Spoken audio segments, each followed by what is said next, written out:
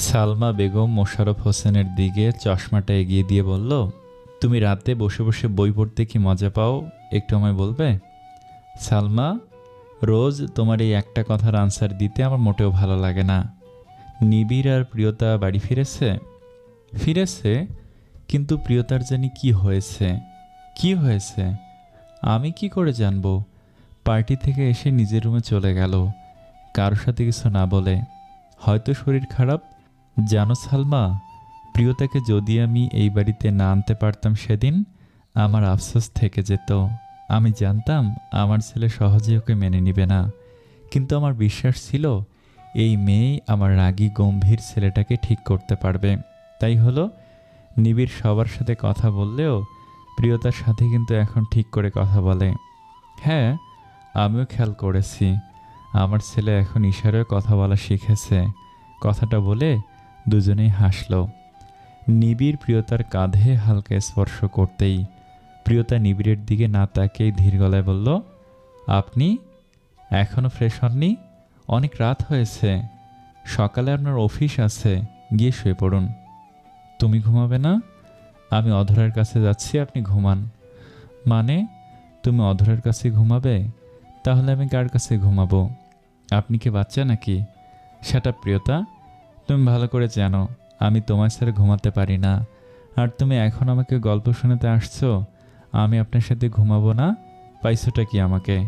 আজব ব্যাপার, একটা সামান্য ব্যাপারকে এত সিরিয়াস নিচ্ছেন কেন? এক রাতেরই তো ব্যাপার, কোনো ব্যাপার ট্যাপার না।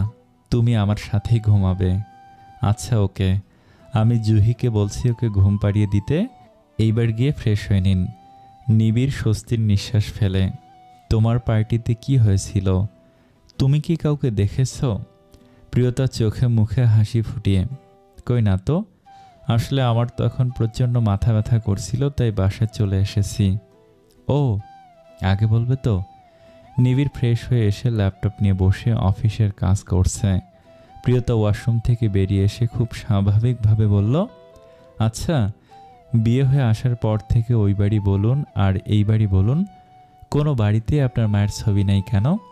শুধু গ্রামের বাড়িতেই দেখলাম আপনার মায়ের ছবি।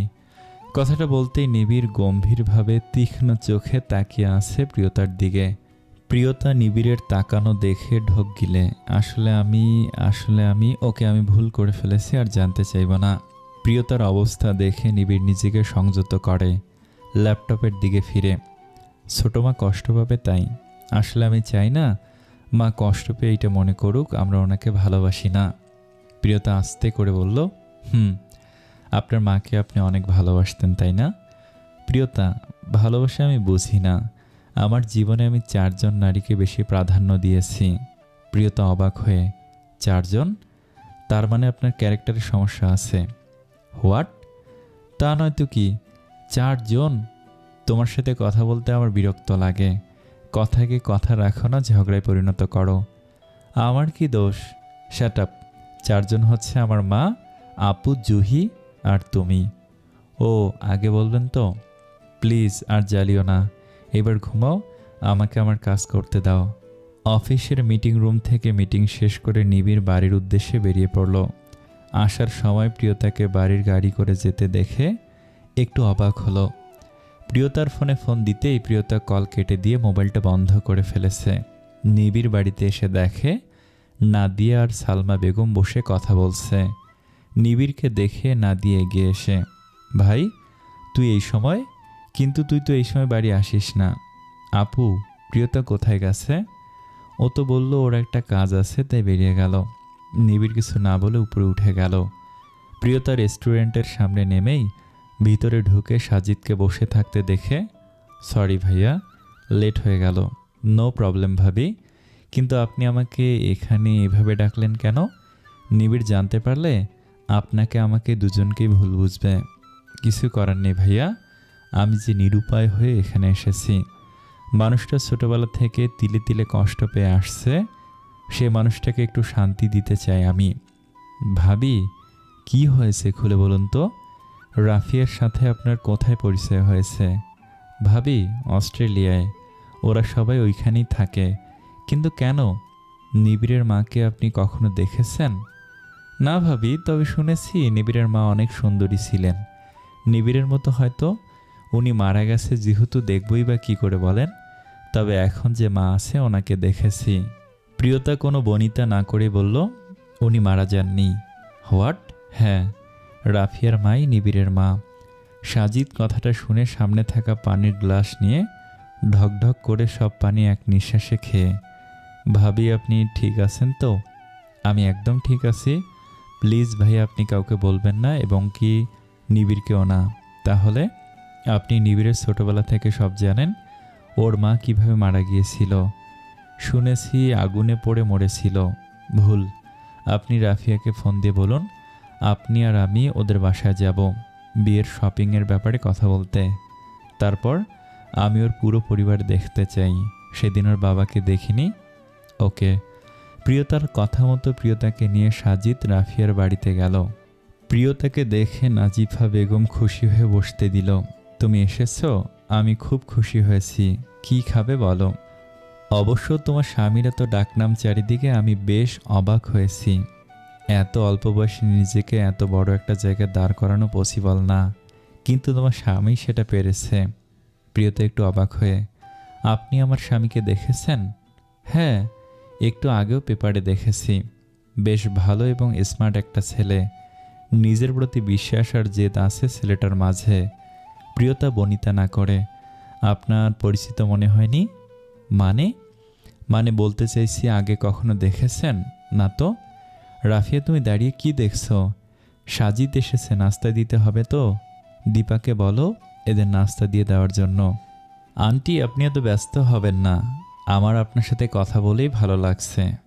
আসলে কি বলেন তো, কেউ আমার স্বামীকে ভালো কিছু বললেই আমার খুব ভালো লাগে। আচ্ছা আন্টি, আমার স্বামীর নামটা আপনার কাছে কেমন লাগে? এক কথায় ছেলেটার মতো তার নামটাও সুন্দর, মোজাম্মেল হোসেন। এসে, আরে সাজিদ, তুমি কখন এলে? রাফিয়া গিয়ে বলল, বিয়ের শপিংয়ের ব্যাপারে কথা বলতে এসেছ। প্রিয়তা দাঁড়িয়ে অবাক হয়ে তাকিয়ে, ঠিক বাবার চেহারার সাথে অনেক মিল। সাজিদ মাথা নাড়িয়ে হ্যাঁ বুঝিয়ে দাঁড়িয়ে পড়ল। মোজাম্মেল হোসেন সামনের সোফায় পায়ের পর পা তুলে বসে, মেয়েটাকে তো ঠিক চিনতে পারলাম না। নাজিফা বেগম মুস্কি হেসে বলল, আরে সকালে পেপারে ছবিটা দেখে তোমাকে বলেছিলাম না, এই ছেলেটা সাজিদের বন্ধু, ওর স্ত্রী। আচ্ছা মা, বসো। নাজিফাকে যত দেখছে পুরো অবাক হচ্ছে। সবই তো ওনার ঠিক আছে, কিন্তু উনি বাবার সাথে এত নাটকের মানে কি? নিবিড়কে তার মায়ের সম্পর্কে কি বলবো? আমাকে আরও কিছু জানতে হবে। প্রিয়তা কথায় কথায় বলল, তো আন্টি, আপনাদের কি ভালোবেসে বিয়ে নাকি অ্যারেঞ্জ ম্যারেজ? নাজিফা বেগম মুস্কি হেসে, পাগল মেয়ে বলে কি, আসলে আমাদের ভালোবাসার বিয়ে। কি গো, তুমি কিছু বলছো না যে? মোজাম্মেল হোসেন চায়ের কাপে চুমুক দিয়ে, হ্যাঁ, তোমার আন্টিকে পেতে আমার কত কিছু যে করতে হয়েছে।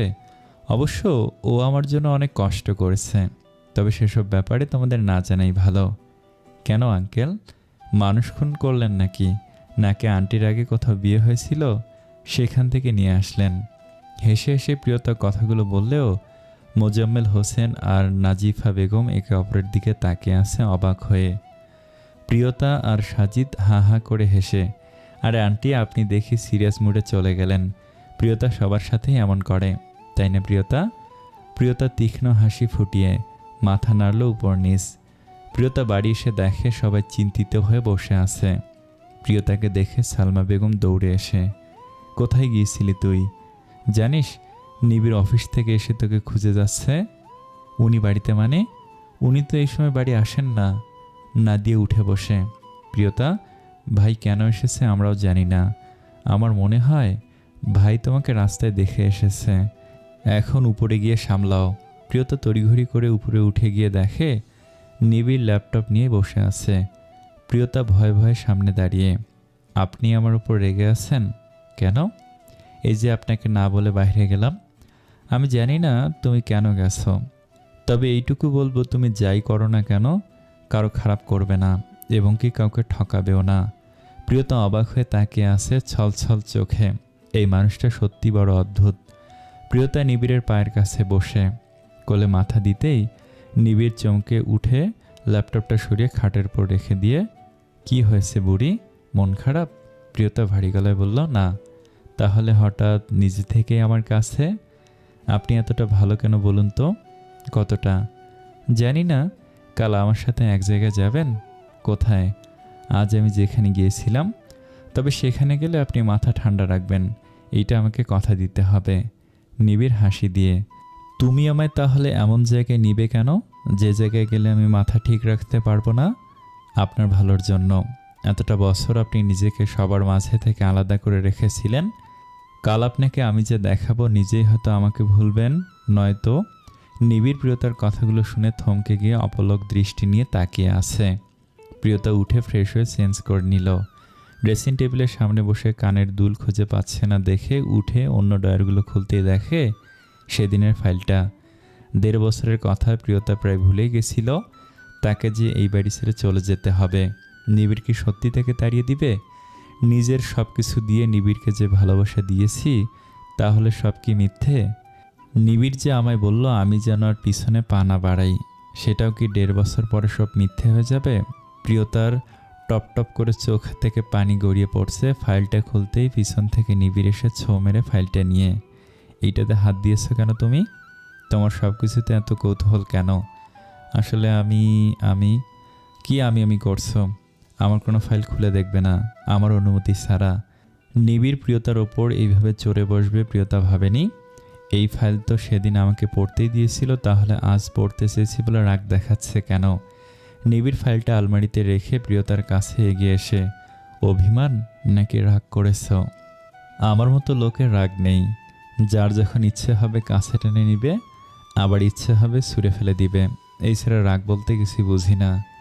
নিবিড় প্রিয়তাকে কাছে টেনে নিয়ে চুলে বিলি কেটে দিতে দিতে, কাল কখন যাবে? আপনার কখন সময় হবে? সকালে রিসাতকে পুরনো অফিসের ফাইল বুঝিয়ে দিয়ে তারপর যাব। প্রিয়তা সালমা বেগমকে রান্নাঘরের দিকে যেতে দেখে মোশাররফ হোসেনের কাছে গিয়ে, বাবা, আপনার বুকের ব্যথাটা কমেছে? হ্যাঁ রে, আগের থেকে এখন ভালোই লাগছে। বাবা, একটা কথা জিজ্ঞেস করি? বল। মা যেদিন মারা গিয়েছিল সেদিন সত্যি মা মারা গিয়েছিল? কি বলতে চাইছিস তুই? বাবা আস্তে, মা শুনতে পাবে। বাবা, আমি সিরিয়াসলি বলছি। তুমি নিজের চোখে মাকে মরতে দেখেছ? না, আমি তো বাইরে ছিলাম। কিন্তু তুই হঠাৎ এইগুলো জিজ্ঞেস করছিস কেন? বাবা, সেদিন মা মারা যাননি, তোমাদের সবাইকে সেদিন বোকা বানিয়েছে। কথাটা বলতে মোশাররফ হোসেন উঠে গিয়ে দরজা বন্ধ করে দিল। প্রিয়তা অবাক হয়ে তীক্ষ্ণ চোখে তাকিয়ে, বাবা, তুমি আশ্চর্য না হয়ে দরজা বন্ধ করলে কেন? মোশাররফ হোসেন গম্ভীর হয়ে শান্ত গলায় বলল, কোথায় দেখেছিস নাজিফাকে? প্রিয়তা অবাক হয়ে, বাবা, আমি জানি তুই বলতে চাইছিস নাজিফা বেঁচে আছে। হ্যাঁ, আমিও জানিও বেঁচে আছে। প্রিয়তা পিছিয়ে গিয়ে দেয়ালের সাথে ধাক্কা লেগে পিঠ ঠেকিয়ে দাঁড়িয়ে পড়েছে। তাহলে তুমি নিবিড়, নাদিয়া আপু, ছোট মা সবাইকে ঠকাচ্ছিলে? না, আমি কাউকে ঠকাইনি। উল্টোই ভদ্রমহিলা আমাদের সবাইকে ঠকিয়েছে, আমার নিষ্পাপ ছেলে মেয়েকে ঠকিয়েছে। প্রিয়তা, তুই শুনবি আমার সব কথা? এতগুলো বছর যে কষ্ট বুকে পাথর চাপা দিয়ে রেখেছিলাম, তুই শুনবি সব? তোর বিশ্বাস হবে এই সব? বাবা, তুমি বলো, আমি সব শুনবো। তাহলে শোন, আমি যখন নাজিফাকে বিয়ে করি তখন নাজিফার বয়স 14। আমি তো থাকতাম তখন মালয়েশিয়ায়। বিয়ে করে 3 মাসের মাথায় আবার চলে যেতে হয়েছে। কিন্তু নাজিফা আমার ভালোবাসা না বুঝেছিল দেবরের। আমি 1 বছর পর ফিরে এলাম। নাজিফা আর আমার সম্পর্ক কিন্তু বেশ ছিল, কিন্তু কে জানতো এই ভালোবাসা শুধুই মিথ্যে। সেবারে নাদিয়া গর্ভে আসলো, বাড়ির সবাই অনেক খুশি, কিন্তু খুশি হয়নি নাজিফা। আমাকে বলল আমি এই বাচ্চা চাই না, নষ্ট করার কথা বলল। অনেক বুঝিয়ে সুঝিয়ে নাদিয়া দুনিয়াতে এলো। তখন আমার অবস্থা ছিল করুণ। মালয়েশিয়ায় 2 মাস থাকলে বাংলাদেশে থাকতাম 1 মাস। এইভাবে কয়েক মাস যেতেই ভুলের কারণে নিবিড় গর্ভে এলো। সে তো আমায় খুন করার অবস্থায়, কিন্তু কেন এমন করেছে আমি কিছু বুঝতে পারিনি। যখন নিবিড় দুনিয়ায় এলো, নাজিফা নিবিড়কে মোটেও কোলে নিত না। আমি আর আমার মাই সব করতাম, কখনো অভিযোগ করেনি। ভেবেছিলাম বয়স কম, যখন বড় হবে সব ঠিক হয়ে যাবে, কিন্তু কিছু ঠিক হয়নি। ছেলেমেয়েরা আস্তে আস্তে বড় হতে লাগলো, আর সে আমার থেকে দূরে সরে যেতে লাগলো। একদিন বাইরে থেকে এসে দেখি আমার ছোট ভাই ওকে জড়িয়ে ধরে আছে আর বলছে, তুমি এসব রেখে কবে যাবে আমার সাথে? আমি সব প্ল্যান আগেই ঠিক করে রেখেছি। আর নাজিফাও হাসি হাসি মুখ করে বলল, যাব যাব, তোমার বলদ ভাইটা তো আমাকে এখনও ছাড়ছে না। ওর কিছু টাকা হাতে আসুক, তারপর না হয় যাব। সেদিন না জানার ভান করে চুপ করেছিলাম, কারণ আমি জানতাম আমি জিজ্ঞেস করলে আমাকে মিথ্যা প্রমাণিত করে আমার ছেলে মেয়েদের কষ্ট দিবে। কেটে গেল আরও একটা বছর। তারপর ওরা দুজনে ইচ্ছে করেই ঘরে আগুন লাগিয়ে দেয়। ঘরের কাজের মেয়েটা সেদিন ওই ঘরেই ছিল। কি করছিল আমি জানি না, আমি তো বাইরেই ছিলাম। যখন আমি আসলাম তখন দাউ দাউ করে আগুন চারদিকে ছড়িয়ে পড়ছিল। নিবিড় আর নাদিয়া একে অপরকে জোরাজোরি করে নীরব হয়ে বসেছিল। আমি যখন আমার রুমে গেলাম বুঝতে পারলাম গহনা টাকা পয়সা যা ছিল সব নিয়ে ওরা পালিয়েছে। লাশটা দেখে আমি চিনেছিলাম ও নাজিফা না। ছেলেমেয়ের কাছে তার মাকে আমি ছোট হতে দেই কি করে বল? কথাগুলো বলতে বলতে মোশাররফ হোসেনের গাল বেয়ে পানি পড়ছে। তাই আমি নিবিড় আর নাদিয়াকে নিয়ে সেখান থেকে শহরে চলে আসি। কিন্তু আমি বাইরে গেলে ওদের কে দেখবে? তাই তো নিয়ে এলাম এদের নতুন মা। পরে বুঝলাম আমি সত্যিই এদের মা নিয়ে এসেছি।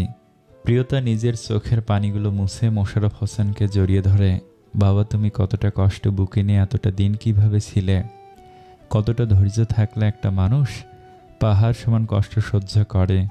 এত কিছুর পরও তুমি মাকে একটা গালি দাওনি, ভদ্র মহিলা বলে ডাকো।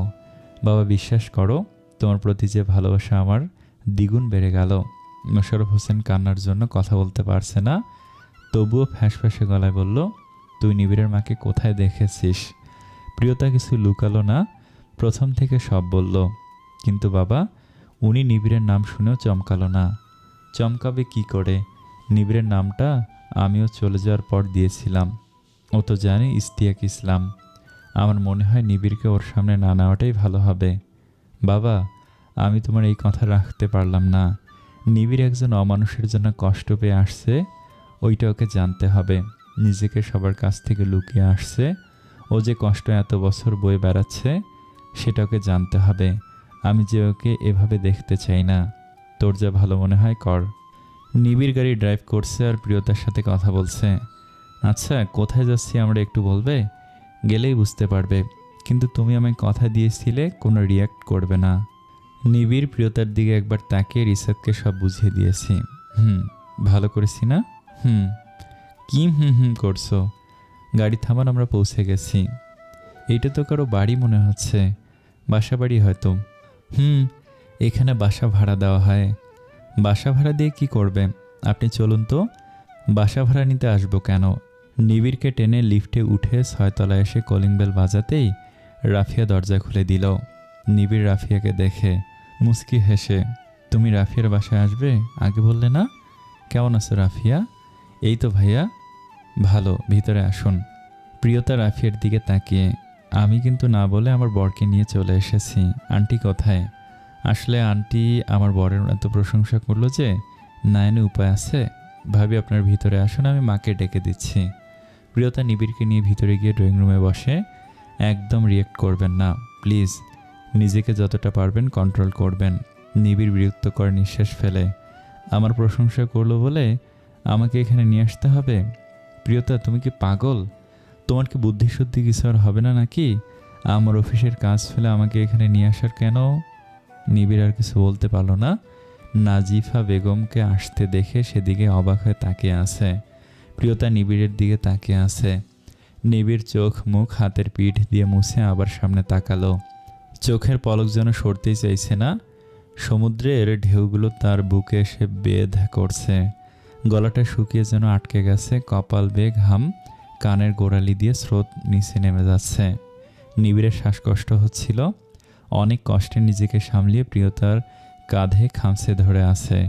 নাজিফা বেগম এসেই মুচকি হেসে, আরে প্রিয়তা, তোমরা দাঁড়িয়ে কেন?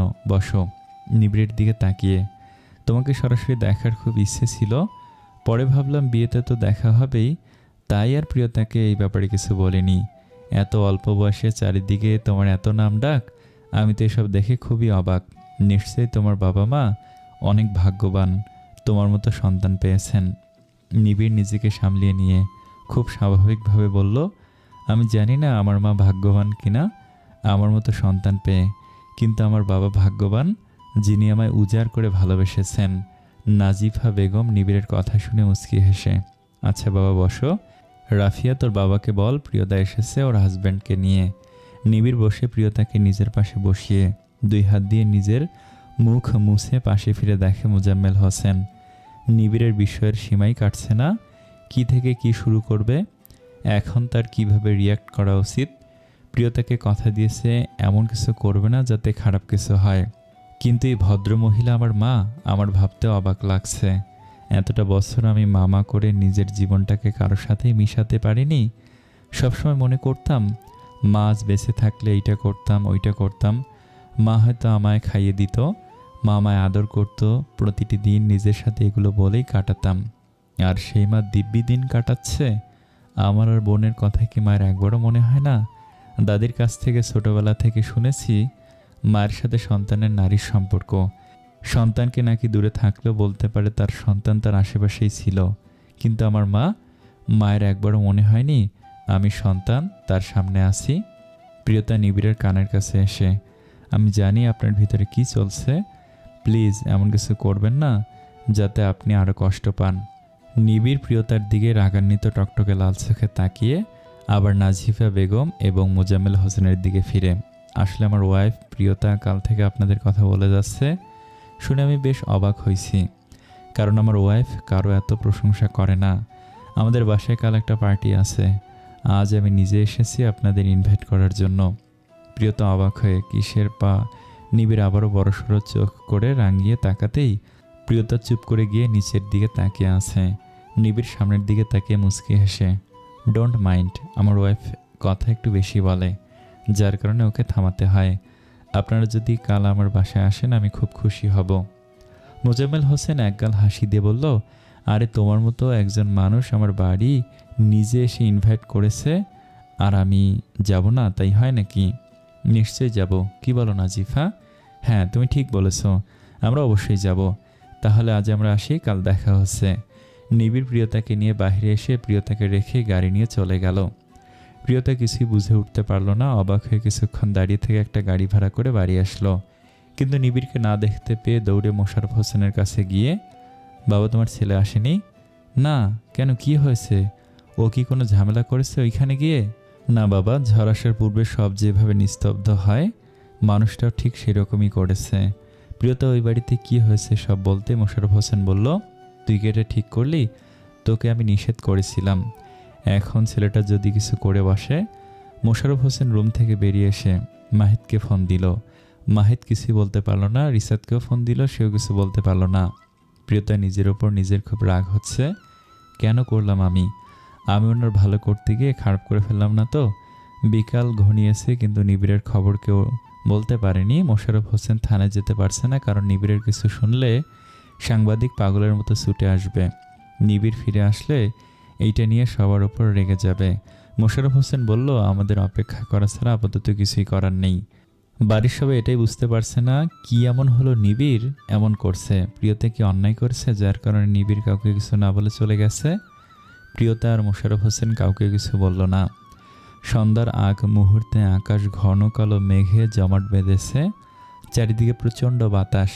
শেফালি গিয়ে সব রুমের জানালা বন্ধ করে দিল। বাহিরের ঝড়ের গতি যেন বাড়তেই থাকলো। প্রিয়তা স্তব্ধ হয়ে আর বসে থাকতে পারছে না। মোশাররফ হোসেনের কাছে গিয়ে, বাবা আমার মনে হয় এইভাবে বসে থাকলে চলবে না, বাহিরে প্রচণ্ড ঝড় হচ্ছে। এই ঝড় বৃষ্টির মাঝে উনি কোথায় গিয়ে বসে আছেন আল্লাহ জানে। মারে আমি কি করতে পারি তুই বল? যে হারিয়ে যায় তাকে খোঁজ করা যায়, আর যে নিজে থেকে হারিয়ে যায় তাকে খুঁজে পাওয়া যায় না যতক্ষণ না সে নিজে থেকে ফিরে আসে। ঠিক আছে বাবা, তাহলে আমি খুঁজতে যাচ্ছি। আমি পারবো না ওনাকে বিপদে রেখে শান্তিতে বাড়িতে বসে থাকতে। প্রিয়তা বাড়ির ড্রাইভারকে নিয়ে বেরিয়ে গেল। বিভিন্ন জায়গায় খোঁজার পরেও প্রিয়তা তাকে পেল না। রাত 8টা বেজে গেছে, বৃষ্টি কমার কোনো লক্ষণ নেই। প্রিয়তা নিরুপায় হয়ে বাড়ির পথে আসতেই দেখে রাস্তার পাশে একটা খোলা জায়গায় নিবিড়ের গাড়িটা দেখা যাচ্ছে। চাচা আপনি গাড়ি থামান, আপনার স্যারের গাড়ি তো এখানে দেখা যাচ্ছে। কিন্তু মা তুমি নামার দরকার নেই, আমি গিয়েই নিয়ে আসি। না চাচা, আপনাকে দেখলে হয়তো আরও রেগে যাবে। আপনি ছাতাটা আমার কাছে দিন। প্রিয়তা ছাতা নিয়ে নেমে গিয়ে দেখে গাড়ির ভিতরে কেউ নেই। মাথা উঠিয়ে সামনের দিকে ফিরে দেখে নিবিড় গাড়ির সাথে হেলান দিয়ে দাঁড়িয়ে আছে। প্রিয়তা তড়িঘড়ি করে সামনে গিয়ে, আপনি এখানে? আর আমি আপনাকে কত জায়গায় খুঁজেছি আপনি জানেন? নিবিড় চোখ বন্ধ করে গাড়ির সাথে হেলান দিয়ে দাঁড়িয়ে আছে। নিবিড়, প্লিজ, আপনার ঠান্ডা লাগবে। এইভাবে কতক্ষণ থেকে বৃষ্টিতে ভিজছেন আপনি? আপনার কিছু হলে বাবা নিজেকে সামলাতে পারবে না। প্লিজ বাড়ি চলুন, সবাই অপেক্ষা করছে। কথাটা বলে প্রিয়তা নিবিড়ের হাত ধরতেই নিবিড় এক ঝটকায় হাত ছাড়িয়ে চিৎকার দিয়ে, get out, now get out. Priyota অবাক হয়ে তাকিয়ে, না আমি যাব না। আমি জানি যা করেছি ঠিক করিনি। আমার শাস্তি আপনি নিজেকে কেন দিচ্ছেন? শাস্তি? কিসের শাস্তি? শাস্তি তো ২৬ বছর আগেই নাজিফা বেগম আমার আর আমার বোনকে নিজের হাতে দিয়ে গেছে। আমি জানি আপনার কতটা কষ্ট হচ্ছে। আসলে আমি আপনাকে ওই বাড়িতে না নেওয়াটাই উচিত ছিল। প্রিয়তা, তুমি নিজেকে দোষ দিয়ে কী হবে? দোষ তো আমার কপালের। ছোটবেলা থেকে প্রতিটা দিন নিজেকে কতটা অসহায় লাগতো তোমাকে বোঝাতে পারবো না। সবার মা সবার পাশে ছিল। যখন স্কুল কলেজে পড়ার সময় কেউ মায়ের সাথে গল্প করত, তখন অঝরে চোখের পানিগুলো গড়িয়ে পড়তো। দিনের পর দিন, রাতের পর রাত মা মা করে কত কেঁদেছি, তা কাউকে বোঝাতে পারবো না। এসএসসি শেষ করে বাইরে চলে গেলাম পড়ালেখা শেষ করার জন্য। সেখান থেকে এসে বিজনেস শুরু করলাম। তৈরি হলো আইএন গ্রুপ অফ ইন্ডাস্ট্রিজ। শুরু হয়ে গেল জীবনের নতুন যুদ্ধ। প্রতি বছর মায়ের মৃত্যুবার্ষিকীর দিন নিজেকে একা ঘরে বন্ধ করে ডুকরে ডুকরে কেঁদেছি। এটাই কি তার প্রতিদান প্রিয়তা? শুনেছি জীবনে মায়ের চেয়ে আপন কেউ হয় না। 10 মাস 10 দিন গর্ভে ধরে, যার কারণে মায়েরা কখনো সন্তানের জন্য খারাপ হয় না। তাহলে আমার বেলায় এমন কেন হলো? আমার কি অন্যায়? মেয়েরা ছলনাময়ী হয় জানতাম, তাহলে আজ থেকে আমার জীবনে এটাও প্রমাণ হলো মায়েরাও ছলনাময়ী। প্রিয়তা নিবিড়ের একদম সামনে গিয়ে ছাতাটা মাথার ওপর ধরে কাঁদো কাঁদো গলায় বলল, প্লিজ এবার বাড়ি চলুন। এভাবে নিজেকে কেন কষ্ট দিচ্ছেন? নিবিড় তাচ্ছিলের হাসি ফুটিয়ে, আমার মাথায় ছাতা ধরে লাভ কি? মানুষের জীবনের মাথার বড় ছায়া মা। আমার মাই তো সেটা বুঝলো না। তুমি অন্য মেয়ে হয়ে কীভাবে বুঝবে? অবশ্য জানো, তোমার সাথে আমার একটা মিল আছে। তুমি ছোটবেলা থেকে সবার কথা গঞ্জনা সয়ে বড় হয়েছ, আর আমি হয়েছি ঠকিয়ে। নিবিড় প্রিয়তার হাত থেকে ছাতা ফেলে দিয়ে প্রিয়তাকে বুকের সাথে মিশিয়ে শক্ত করে জড়িয়ে ধরে। পৃথিবীতে যাই ঘটুক না কেন, তুমি আমাকে ঠকিও না। আমি আর সহ্য করতে পারবো না। জীবনে যাই হয়ে যাক না কেন, আমাকে ছেড়ে তুমি কোথাও যাওয়ার চিন্তা করো না। যতটা দিন বেঁচে আছি তোমার বুকে আমি একটু ঠাঁই দিও। প্রিয়তা নিবিড়ের কথাগুলো শুনে নিজেও কাঁদছে। গাড়ির ড্রাইভার এসে, স্যার এবার বাড়ি চলুন। বড় স্যার ফোন দিয়েছেন। নিবিড় প্রিয়তাকে ছেড়ে, চাচা আপনি বাড়ি যান, আমি প্রিয়তাকে নিয়ে আমার গাড়ি নিয়ে আসছি। ড্রাইভার চলে যেতেই নিবিড় প্রিয়তার চোখ মুছে দিয়ে, আর কাঁদবে না। এই যে দেখো, আমি তো কাঁদছি না। এখানে কেন এসেছি জানো? ভেবেছি বৃষ্টির মাঝে সব কালো চোখের পানিগুলো মুছে নতুন করে শুরু করব। কখনো নাজিফা বেগমকে নিয়ে ভাববো না। মা তো আমার বাড়িতে আছে, তাই না প্রিয়তা? যে আমার জন্য না খেয়ে রাতে অপেক্ষা করে। কখন আমি আসবো রাত জেগে বসে সে অপেক্ষা করে। জানো, আমার যখন জ্বর হতো মা সারা রাত কান্না করতো আর নামাজ পড়ে আমার জন্য আল্লাহর কাছে দোয়া চাইতো। তাকেই বলে মা। আপনি ঠিক বলেছেন, আপনার মা আজও কিন্তু আপনার অপেক্ষায় বসে আছে। যখন শুনেছে আপনি কোনো কিছু নিয়ে রাগ করে বেরিয়েছেন, তখন থেকে আমার সাথে একটা কথা বলেনি এবং কি রাগ করে আছে। নিবিড় প্রিয়তাকে গাড়িতে বসে ড্রাইভ করতে করতে, আচ্ছা তুমি কি করে জানলে নাজিফা বেগম রাফিয়ার মা? আর তুমি বাসা চিনলে কি করে? সেদিন পার্টিতে আপনি বললেন না আমার কি হয়েছিল? সেদিন আমার মাথা ব্যথা করেনি। আমি আপনাকে মিথ্যা কথা বলেছিলাম। আমি ওনাকে দেখেছি এবং আমি শিওর হওয়ার জন্য সাজিদ ভাইয়ের সাথেও দেখা করি এবং তিনি আমাকে রাফিয়াদের বাসায় নিয়ে গেল। কিন্তু আপনি আজ কি করে আসলেন বলুন তো? আমাদের বাড়িতে তো কাল কোনো পার্টি নেই। তাহলে ওনাদের ইনভাইট করে এলেন কেন? ভালো কথা মনে করেছো। ওয়েট। নিবিড় ফোন অন করে মাহেদকে ফোন দিয়ে সব বুঝিয়ে দিল। প্রিয়তা নিবিড়ের কথা শুনে এত তাড়াতাড়ি এত কিছু করা সম্ভব? চিন্তা করো না বুড়ি, তোমার মুখটা শুধু বন্ধ রাখো। জানেন, আজ আমি খুব ভয় পেয়েছিলাম যখন আপনি ওই বাড়িতে নিজেকে এতটা শান্ত রেখেছিলেন।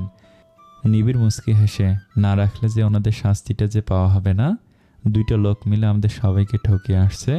কাল সবাই দেখবে নতুন এক নিবিড়কে। নিবিড় মাকে যতটা ভালোবাসতো তার চেয়ে বেশি এখন ঘৃণা করে। দুজনে বাড়িতে আসতেই সালমা বেগম দৌড়ে গিয়ে নিবিড়কে জড়িয়ে ধরে। বাবা, এত রাগ কেউ করে? তোর রাগ বেশি প্রিয়তা বুঝতে পারেনি। মেয়েটা না হয় একটা অপরাধ করেছিল, তুই বুঝিয়ে বললেই তো হতো। নিবিড় সালমা বেগমকে এই প্রথম নিজে থেকে জড়িয়ে ধরে। মা, তুমি থাকতে তোমার ছেলের কিচ্ছু হবে না। যতক্ষণ তোমার মতো মা আমার পাশে আছে ততদিন আমার কিচ্ছু হবে না।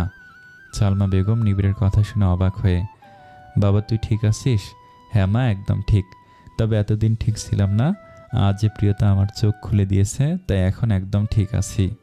মোশাররফ হোসেন দূরে থেকে দাঁড়িয়ে ছলছল চোখে তাকে মুচকি মুচকি হাসছে। ভাই, তুই ঠিক আছিস তো? আপু, আমি এখন ঠিক আছি, আর কাল থেকে তুইও ঠিক থাকবি। কথাটা শুনে নাদিয়া বোকার মতো তাকে আছে। সালমা বেগম নিবিড়কে ছেড়ে, যা বাবা চেঞ্জ করে আয়। প্রিয়তা তুইও যা। নিবিড় উপরে উঠে যাওয়ার আগে মোশাররফ হোসেনের কাছে এগিয়ে গিয়ে, বাবাদের যদি নোবেল দেওয়া হয় তাহলে তোমাকেই দেওয়া উচিত। এই প্রথম কোনো বাবা মনে হয় তার সন্তানের জন্য এতটা ত্যাগ স্বীকার করেছে।